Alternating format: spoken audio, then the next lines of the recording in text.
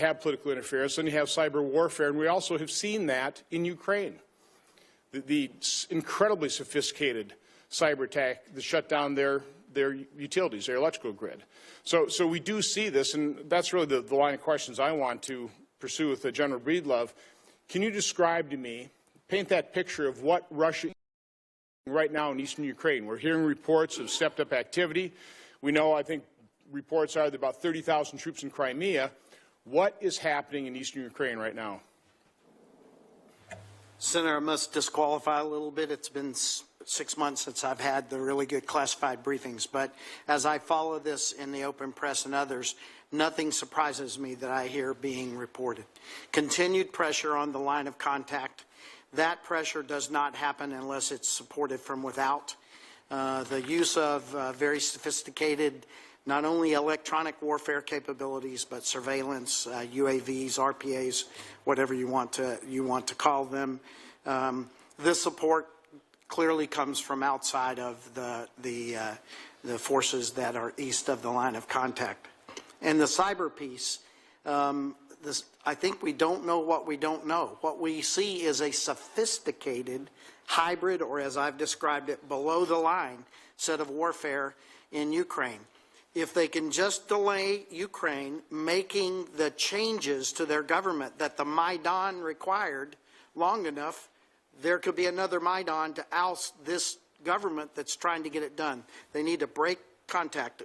What do we know that we can discuss in this setting in terms of Russian troop levels in eastern Ukraine? Sir, I'm unqualified to answer that question right now. So when you were qualified? Yes. Are we aware that there were? Absolutely, there are today. In the thousands? Would you estimate in the thousands? Sir, I'm okay. I'm unqualified. If I could, just at one time, tens of thousands. Is that correct? Yes, sir. Yeah. Talk a little bit about what we have done in terms of training Ukrainian military to respond. And I want to know specifically, I mean, how many troops should we position in, whether it's the Baltics, in Poland? What should we provide specifically to Ukraine so they can defend themselves?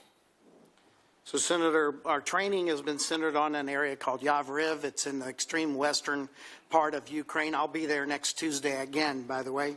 And we have been training first what they call their National Guard troops. It doesn't really translate like ours does, but we've then finished a series of training in the National Guard troops battalions, and we are now training some of the what we would call active duty troops there. The Ukrainians are being very smart. They're bringing battle-hardened leaders off, marrying them with new recruits, putting them through our training with our U.S. Army forces there in Yavoriv, and we're turning out battalions and battalion leadership that are quite good. This should continue. That is one of the pieces that we recommended for Ukraine. Again, I'm just trying to lay out the reality. As in Georgia, Russia invaded, they've set up shop, they continue to pressure. I mean, they have a fait accompli. Crimea, the same way, 30,000 troops. Is that basically what they're establishing in eastern Ukraine? Clearly, right now, they are established in that in eastern Ukraine. There are learned voices on both sides that would argue they want to stay or they don't want to stay. But clearly, at the moment, they have established that handhold in the Donbass, and there doesn't appear to be any movement to release it.